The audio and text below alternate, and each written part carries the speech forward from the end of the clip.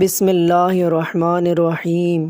ایک نوجوان اپنے بوڑھے ماں باپ کے ساتھ کسی مہنگے ہوٹل میں کھانا کھانے گیا۔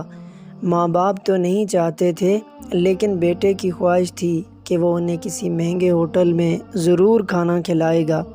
اسی لیے اس نے اپنی پہلی تنخواہ ملنے کی خوشی میں ماں باپ جیسی عظیم ہستیوں کے ساتھ شہر کے مہنگے ہوٹل میں لنچ کرنے کا پروگرام بنایا۔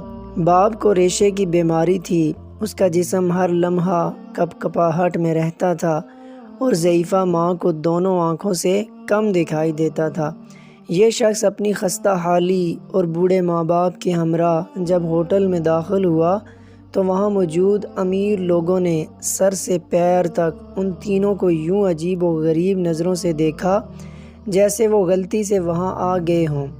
کھانا کھانے کے لیے بیٹا اپنے دونوں ماں باپ کے درمیان بیٹھ گیا۔ وہ ایک نوالہ اپنی ضعیفہ ماں کے منہ میں ڈالتا اور دوسرا نوالہ بوڑھے باپ کے منہ میں۔ کھانے کے دوران کبھی کبھی ریشے کی بیماری کے باعث باپ کا چہرہ ہل جاتا تو روٹی اور سالن کے ذرے باپ کے چہرے اور کپڑوں پر گر جاتے۔ یہی حالت ماں کے ساتھ بھی تھی۔ وہ جیسے ہی ماں کے چہرے کے پاس نوالہ لے جاتا تو نظر کی کمی کے باعث وہ انجانے میں ادھر ادھر دیکھتی تو اس کے بھی منہ اور کپڑوں پر کھانے کے داغ پڑ گئے تھے۔ ارد گرد بیٹھے لوگ جو پہلے ہی انہیں حقیر نگاہوں سے دیکھ رہے تھے، وہ اور بھی منہ چڑھانے لگے کہ کھانا کھانے کی تمیز نہیں ہے اور اتنے مہنگے ہوٹل میں آ جاتے ہیں۔ بیٹا اپنے ماں باپ کی بیماری اور مجبوری پر آنکھوں میں آنسو چھپائے، چہرے پر مسکراہٹ سجائے، ارد گرد کے ماحول کو نظر انداز کرتے ہوئے، ایک عبادت سمجھتے ہوئے انہیں کھانا کھلاتا رہا۔ کھانے کے بعد وہ ماں باپ کو بڑی عزت و احترام سے واش بیسن کے پاس لے گیا۔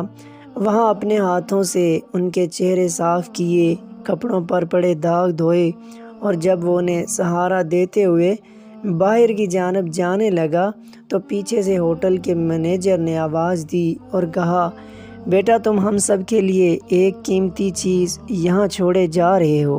اس نوجوان نے حیرانگی سے پلٹ کر پوچھا، کیا چیز؟ مینیجر اپنی اینک اتار کر آنسو پوچھتے ہوئے بولا، نوجوان بچوں کے لیے سبق اور بوڑھے ماں باپ کے لیے امید۔ اللہ تبارک تعالیٰ جن کی ماں باپ